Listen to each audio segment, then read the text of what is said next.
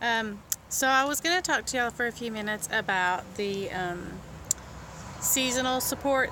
I posted a picture yesterday about it, and it is the lavender, lemon, and then the peppermint.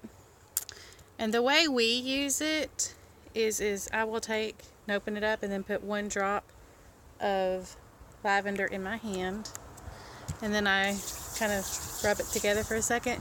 Then starting behind my ears, I will just rub it in all the way down the side of my neck and into my chest area. Next, I will do the exact same thing with with lemon, just one drop, and then rub it together for just a second. Like 2 or 3 seconds, literally. Start behind your ears and then just rub it in. Get it good. Rub it in, rub it in, rub it in, and then finally top it off with the peppermint. Same concept. One drop. Rub it together, and then behind your ears, and then all the way down into your throat, or outside of your neck, sorry. And just rub it in, and then just sniff it. There you go. That is one way to use the lemon, lavender, and peppermint allergy support system.